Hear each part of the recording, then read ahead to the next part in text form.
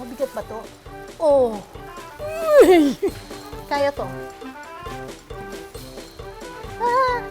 Ganito ba, kuya? Tama ba itong ginagawa ko? Saan ko dadalhin? Teka, kuya. Tapos hindi pwedeng tumigil, ano? Hindi din, ma'am, kasi sunog ang labas. Sunog ang labas. Imagine, mahigit 1 oras mo itong gagawin. Talagang medyo may matinding workout to, ah. Ay, ang hirap naman hanapin. Nakakamouflage siya. Ito, kukunin ba to? Ano ba ito? Bakit ay tsurang ano?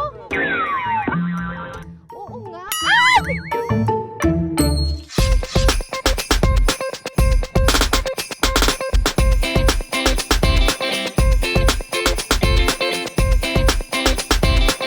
Ngayong gabi magtutungo naman tayo sa lugar na dinarayo ng mga turista dahil sa malinaw na dagat at magaganda nitong tanawin. O, tara na! Let's go kayaking!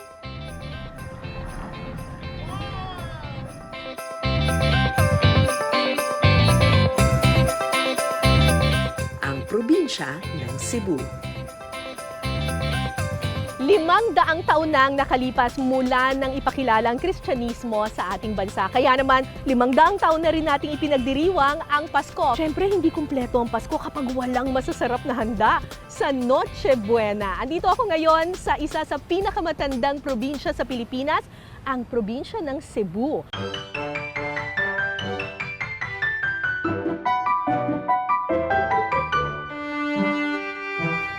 Titikman natin ang kanilang mga nagsasarapang pagkaing inihahanda tuwing Pasko.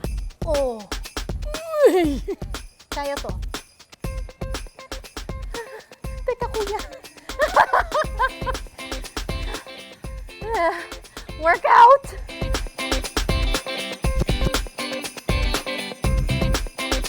Ramdam na ramdam mo ang Pasko, ang sarap. Minsan lang sa isang taon ipagdiwang ang Pasko. Kaya naman marami sa atin sinisiguradong espesyal ang handang ihahain para sa okasyong ito. At ang star sa hapag, lechon.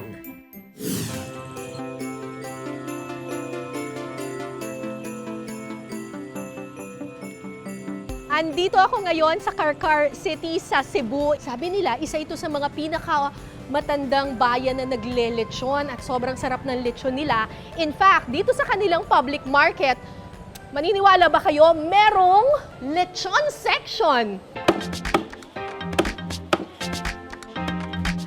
Saan ka man lumingon, talagang nakatatakang pagmasdan ang hile-hilerang lechon. Crunchy and crispy. Masarap. Sinasabing ang pamilya Hendraule raw ang unang nagbenta ng lechon sa Carcar noong 1980s. Mas sumigla pa ang negosyo ng mag-asawang Jacinto at Maria sa tulong ng kanilang 9 na anak. At sa paglipas ng mga taon, bawat anak nagbukas na rin ng kani-kanilang lechonan. Isa sa 9 na anak na ito, si Aling Lita. Si Nanay Lita ang isa daw sa pinakamatagal ng lechonera dito sa Carcar. Magkano po to? 500 ang kilo. Ang kagandahan dito sa Carcar, yung kanilang lechon pwedeng bilhin ng tingi-tingi. Tikman mo, ma'am. Libre? Libre. Libre! Thank you. Ito lahat pwede? Wow! Tikman natin. Meron silang special sauce. Sabi nila yun daw yung pinaka-espesyal dito sa Carcar Cebu. Yung kanilang lechon ay may kasamang sabaw.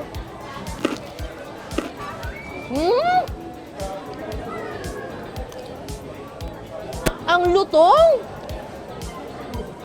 At ang sarap ng sauce. Konti lang yung taba niya.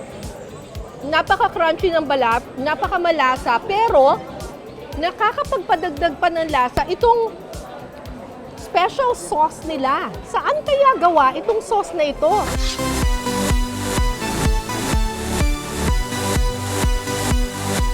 Pagkatapos nating matikman ang masasarap na lechon ng Carcar doon sa palengke, eto, nag-research ako ng konti. Nandito ako ngayon sa lugar ng Lita and Joel Lechon. Hi, Kuya! Ano po, ma'am? Kumusta po, Kuya Ken? Okay lang po. Wow! So ito, gagawin pala natin yung lechon. Opo.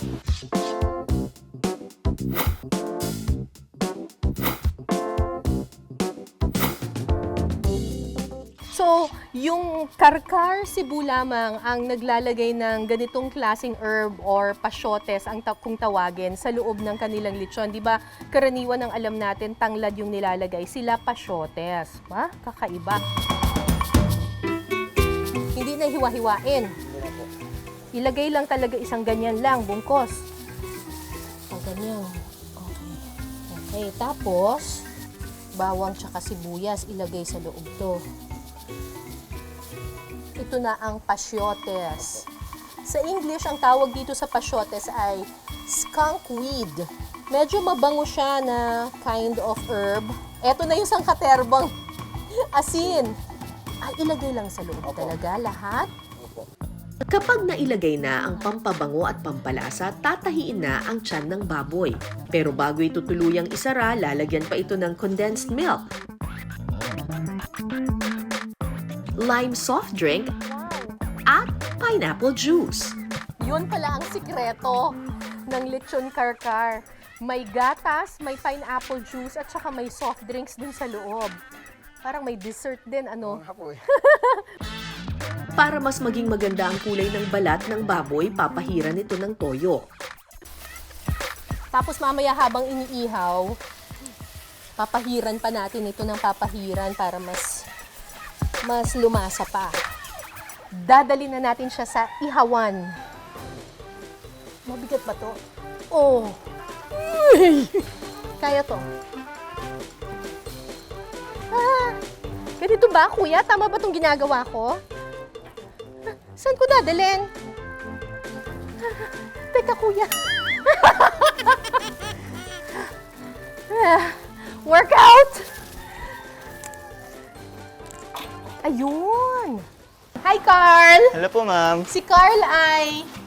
Pangatlong anak ng may-ari po. Oo, so second generation ka na ng, Ah, ng Joel and Jen. Lita Lechon. So 1 hour itong iluluto. More than 1 hour, ma'am. More than 1 Wow. hour. Tapos kailangan continuous na Continuous ikot lang po. Pero yung karkar, di ba minsan may kasama siyang parang sabaw, parang sauce yun? Oh, yun, ma'am. Bali, yung sauce natin makikita, ma'am, kapag luto na siya, ma'am. Kukunin natin yung laman yan. Yun ang isasasa natin. Oh. Anong ginagawa mo? Tinutusok-tusok? Dito yung tusok ko, ma'am, para hindi sasabog yung balat. Ah, ganun pala yun. So, titingnan lang. Kailangan, ako ang dito, naghahanap ng mga lumulobo. Lumulobo. Uy, may lumalabas na. Yan, na yan, ma'am. Yung mantika niya, oil niya. Lumalabas na yung sa niya, sa may tiyan niya. Mm. Ay, teka. Yan. Bilis mo, ma'am. Yan. Okay. Ganyan? Yan, yan, ma'am. Yan. Ina. Siyempre, sinubukan ko na rin ang paglilechon. Kailangan ikot na, buong ikot na gano'n. Pwede din, ma'am. Tapos hindi pwedeng tumigil, ano? Hindi din, ma'am. Kasi sunog ang labas. Tunog ang labas. Imagine, mahigit 1 oras mo itong gagawin. Talagang medyo may matinding workout to, ah. Tapos on top of that, kailangan matalas din yung mata mo kasi kapag may nasusunog, kailangan pahiran ng mantika. Tapos kapag may lumulobo, kailangan tusukin. Tusukin.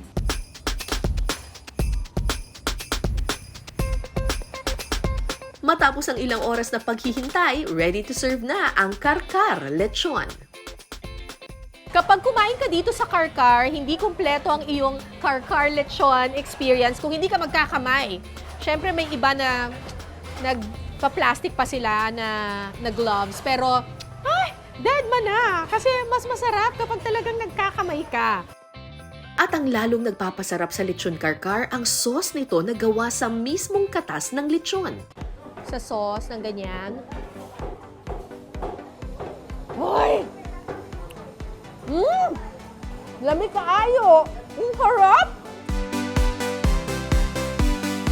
Tikman natin yung balat. Sobrang crunchy. Ang lambot-lambot ng lechon. It's not dry at all. Ito yung perfect combination, yung malambot yung laman, tapos sobrang, naririnig nyo? Crispy yung balat. Panalong-panalo. Lalong sasarap ang inyong Pasko.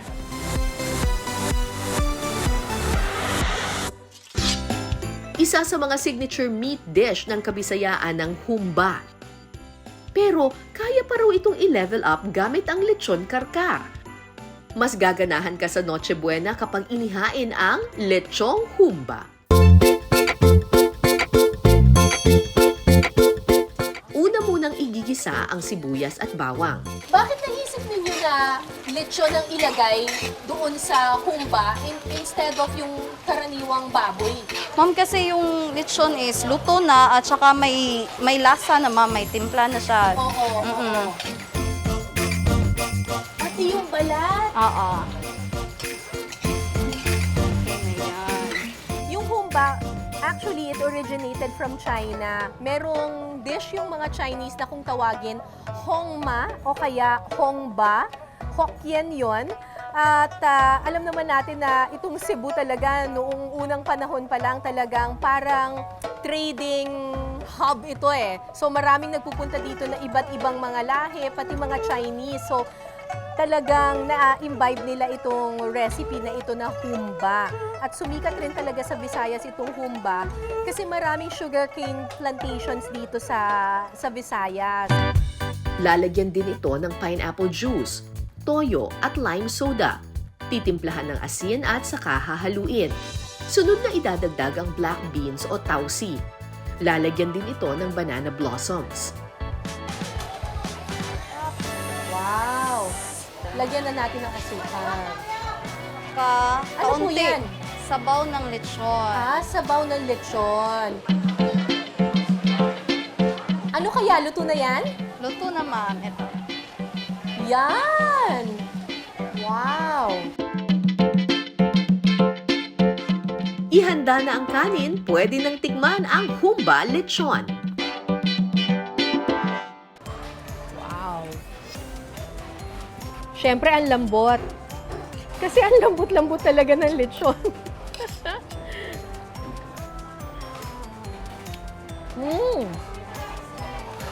Hindi siya kasing tamis nung nakasanayan kong humba. Mas lasa siyang paksiw, pero ibang klase kasi talaga yung lambot ng lechon at saka malasa talaga yung lechon. Siguro kung ako magluluto nito, dadagdagan ko pang konting sugar para mas matamis pa siya. Kasi mahilig ako sa matamis na humba. Pero okay siya. Yeah. Masarap sa kanin.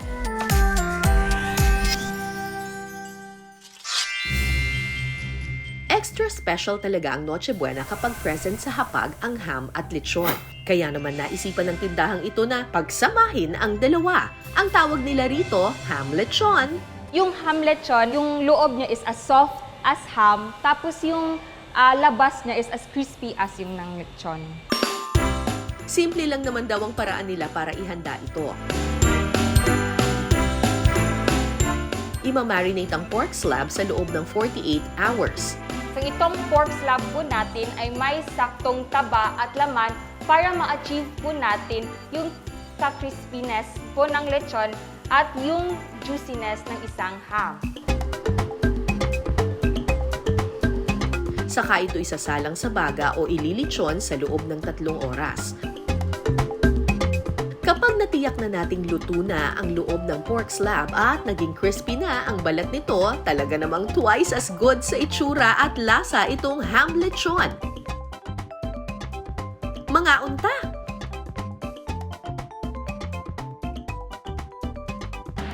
Uy, malambot siya, It's very, very tender. Pero hindi siya yung klase ng hamon na parang Chinese ham na medyo manamis-namis yung flavor. Ito, mas nangingibabaw yung maalat.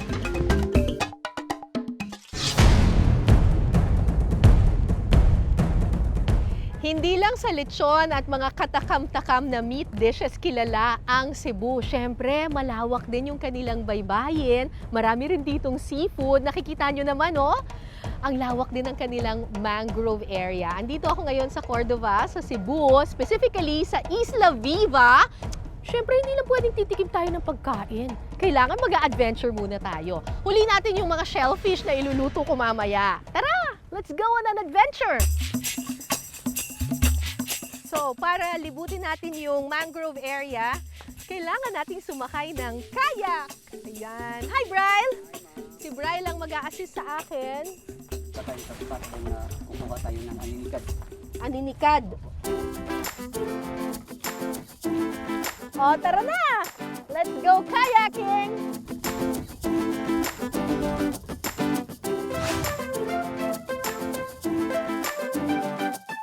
Importante ang mga bakawan or mangrove sa ecosystem kasi napakaganda niya para sa mga isda. Actually, ang tawag nga nila sa mga mangroves parang nursery of the sea. Diyan sa parang ugat-ugat na yan ng mangroves, diyan namamahay yung mga maliliit na isda at mga shellfish.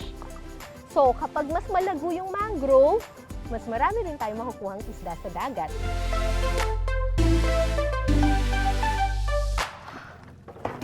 Okay. So, sa bahaging ito, mangunguha na tayo ng mga iba't ibang mga shellfish na matatagpuan dito sa Bakawan area ng Isla Viva. Sabi nila may makukuha daw dito na mga parang isang malaking uri ng clam na tambayang at saka daw yung aninikad. Kaya aninikad ang tawag sa kanya kasi ganyan daw yan siya maglakad. Parang sikad. Hindi ko nakikita. Paano kayo nakakahanap? Ano yan? Saan? Ay, ang hirap naman hanapin. Nakakamouflage siya. Mahirap hanapin.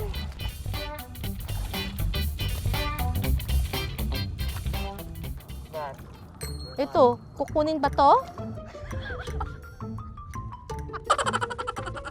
Ano ba ito? Bakit itsurang ano? Oo nga. Ay! Pagkatapos ng kalahating oras, nagpasya na kaming bumalik sa Pampang. Ito yung mga nakuha natin, oh. Pwede na nating iluto. Ang mga nakuhang seashells mula sa Bakawan, mas pinasarap daw kapag sinabawan. Tuturuan tayo ni Von magluto ng tinola. Yes, Tinolang, tambayang at aninikad. aninikad. Una, ilalagay natin yung mantika. Lalagay natin luya po. Tapos sibuyas. Igigisa rin ang sili at kamatis. Naku, fresh na fresh pa itong ano natin, shells natin. Tapos susunod na po natin yung tubig para ma-absorb yung init sa shell. Tapos hihintayin na lang po natin na kumulo. Pagkatapos ng ilang minuto, ayan o, bumukas na yung mga tambayang. So kapag nagluluto kayo ng shellfish, malalaman yung luto na, yung halaan o kaya yung clams or yung tambayang kung kanilang tawagin kapag bumukas na siya. Titimplahan ito ng asin. Para bumango at matanggal ang lansa, lalagyan ito ng tanglad. At dahon ng sibuyas o onion leeks. Grabe, kompleto sa Ricardo's tong tinola na to ah. Konting kulo pa. Ready to serve na ang tinolang tambayang at aninikad. Ang ganda-ganda ng kulay niya. Tapos, kapag kumain ka ng ganito, kailangan meron kang handa ka sa toothpick. Kasi susungkitin natin mamaya yung aninikad. Ay, ang sarap! Fresh na fresh! Ang sarap. Yung anghang niya, pag lumunok ka na lang, saka mo na lang na lalasahan yung anghang. Pero lasang-lasa mo yung ginger, tapos yung sibuyas. Ay, sarap! Tikman natin itong aninikad. Toothpick daw eh. Ayan na. challenge to ah. Ang liit lang, ano? Ay, mas malambot siya. Parang alam niyo yung kuhol, parang ganun yung texture niya. Alam mo, pwede rin ito for the holiday season kasi napaka-colorful niya. Tapos ngayong malamig ang simoy ng hangin, perfect na humigop ng mainit na sabaw. Sa tagal ng pananatili ng mga Kastila rito, mababakas ang samot-saring impluwensya nila sa ating kultura, hindi lang sa relihiyon, kundi pati na rin sa pagkain. Gaya na lang ng putahing ito na hindi lang siksik sa linamnam at lasa, resulta din ng labor of love kung ituring. Dahil bukod sa mahirap itong gawin, extra special din sa dami ng sangkap na isinasahog dito, ang rellenong manok. Papakita po namin kung paano piniprepare yung Christmas chicken relleno. First, we have the boned chicken here and then we're gonna make the filling. We have ground meat, mixture of chicken and pork, cheese, pickled relish, onion, raisins, Vienna sausage, carrot, green peas, garlic, white pepper, salt, brown sugar, and egg. And we're gonna mix them all together. Ilalagay ang deboned chicken sa buttered baking pan. Saka ipapasok ang nagawang ground pork filling.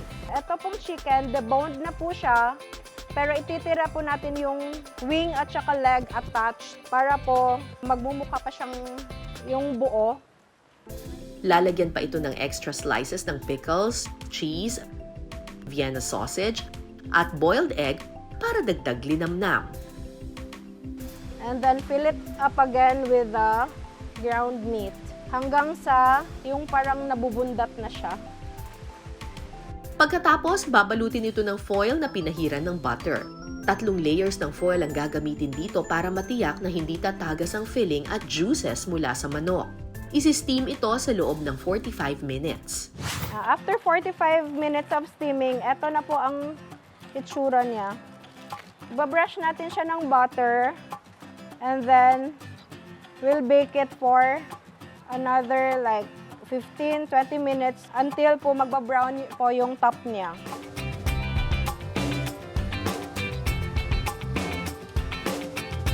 Kapag naging golden brown na ang balat ng manok, pwede nang pagsaluhan ang Christmas chicken relleno.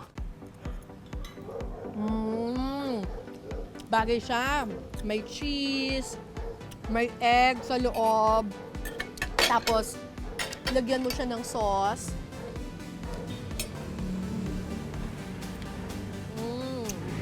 So, nagiging mas extra espesyal yung inyong manok kapag ginawa nyo siyang relleno. Kesa sa plain roasted chicken lang kayo, pwede nyo gawin ito na isa-stuff nyo siya with all your favorite ingredients para ma-elevate yung lasa ng manok. Mga kapuso, alam nyo ba na ang Cebu City ang pinakamatandang syudad sa buong Pilipinas? Let me get this right. Ciudad del Santísimo Nombre de Jesus. Yan ang kanyang original name. Kaya naman, marami dun sa mga heritage dishes dito sa Cebu. Talagang kung wala silang influence ng mga Chinese, meron silang influence ng Spanish cuisine. At kasama ko dito ang kilalang food historian ng Cebu City, Ma'am Luella Alex. Hello po! At ang espesyal na putaheng ituturo sa atin ni Tita Loy, may impluensya raw ng mga Kastila, ang kalyos. Karaniwan daw itong gawa sa baka, pero ngayon ay iniluluto na rin gamit ang karne at iba pang mga parte ng baboy. Kalyos, my favorite. Is actually a poor man's food. Kasi Oh. it uses the part of the pig na hindi masyadong nililingon. Kasi kalyos is literally kalyo.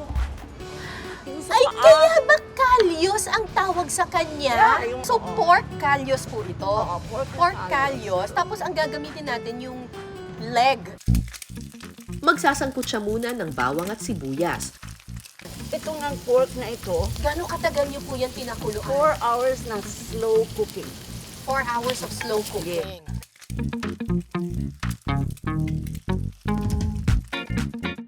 Okay. Tapos, ilalagay natin ang Tomato paste.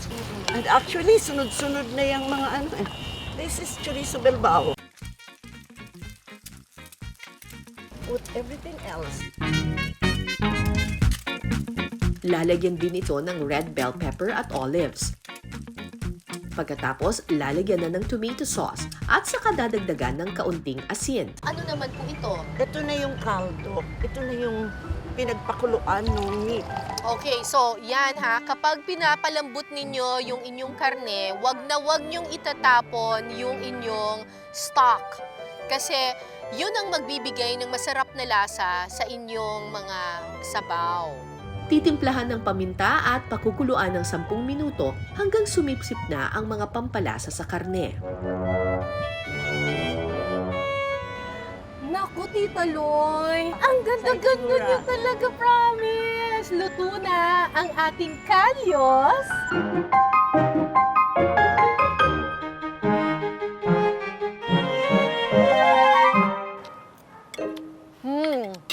Ay, ang sarap ng chorizo.